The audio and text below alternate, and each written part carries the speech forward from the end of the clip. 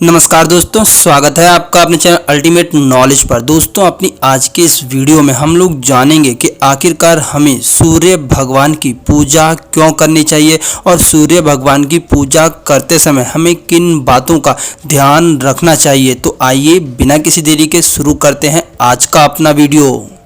दोस्तों, अगर आप लोग एक हिंदू हैं तो इस बात को बहुत अच्छे से जानते होंगे कि हिंदू धर्मशास्त्र और ज्योतिष में भगवान सूर्य को प्रमुख स्थान दिया जाता है। ऐसा माना जाता है कि भगवान सूर्य को जल चढ़ाने से घर परिवार और समाज में व्यक्ति का मान सम्मान बढ़ता है। सूर्य की आराधना से व्यक्ति को बल बुद्धि के साथ साथ सुख समृद्धि एवं अच्छी सेहत का भी आशीर्वाद प्राप्त होता है। ऐसा माना जाता है कि भगवान सूर्य को नियमित तौर से जल चढ़ाने से व्यक्ति के जीवन में अपार सफलताएं आती है। सूर्य उपासना से कुष्ठ रोग जैसा रोग भी इंसान के जीवन से दूर हो सकता है। सूर्य की पूजा से अहंकार, क्रोध और बुरे विचारों का नाश होता है और मन के अंदर सकारात्मक ऊर्जा का प्रवाह होता है। दोस्तों, हिंदू धर्म शास्त्रों में इस बात को भी कहा गया है कि कुंडली में सूर्य के अशुभ फल को खत्म करने के लिए भगवान सूर्य को नियमित तौर पर जल और नैवेद्य देना चाहिए।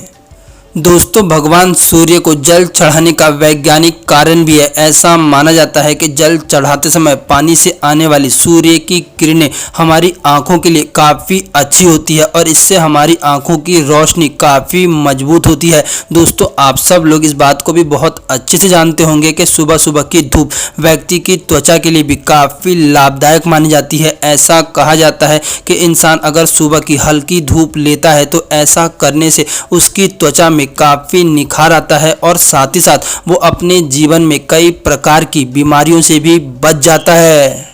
दोस्तों, भगवान सूर्य को जल अर्पित करने का सबसे अच्छा समय ब्रह्म मुहूर्त का माना जाता है। इस मुहूर्त में आप लोगों को भगवान सूर्य के दर्शन प्राप्त नहीं होंगे, लेकिन इस समय अगर आप लोग भगवान सूर्य को जल अर्पित करते हैं तब आपके ऊपर भगवान सूर्य की विशेष कृपा होगी। साथ ही साथ दोस्तों, आप लोग भगवान सूर्य को उगते समय भी जल अर्पित कर सकते हैं। ये समय भी जल अर्पित करने के लिए काफ़ी अच्छा माना जाता है। भगवान सूर्य के उदय होने के 1 घंटे बाद तक का समय जल अर्पित करने का अच्छा समय होता है। दोस्तों, हमें इस बात का विशेष ध्यान रखना चाहिए कि जब भी हम लोग भगवान सूर्य को जल अर्पित करें तब अर्पित करता हुआ जल कभी भी हमारे पैरों पर नहीं पड़ना चाहिए, क्योंकि एक्चुअली में ये पूरी तरह से अशुभ माना जाता है। इसी कारण से आप लोगों को ऐसी जगह से जल अर्पित करना चाहिए जहां से जल अर्पित करते समय उस जल की बूंदें आपके पैरों पर ना गिरे। ज्योतिष शास्त्र के अनुसार जल में हल्दी डालकर सूर्य भगवान को अर्घ देने से विवाह के योग बनते हैं। विवाह में आ रही बाधाएं दूर होती है।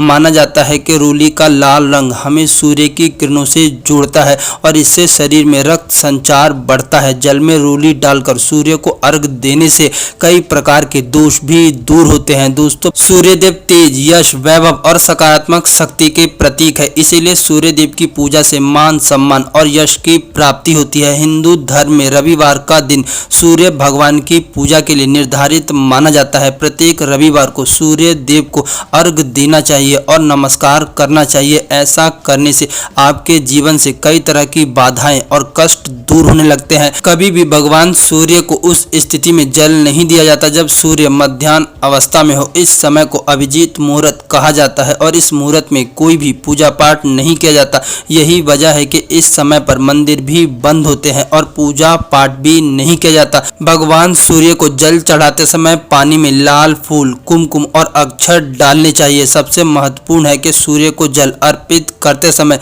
जल की गिरती हुई धारा से सूर्य की किरणों को देखना बेहद ही शुभ माना जाता है। सूर्य को जल अर्पित करते समय आपका मुंह हमेशा ही पूर्व दिशा में होना चाहिए। दोस्तों, भगवान सूर्य नारायण को आप लोग कनेर, चंपा, पलाश, कमल, अशोक, आक और साथ ही साथ कुटुज के फूल भी चढ़ा सकते हैं। ये भी काफी शुभ माना जाता है।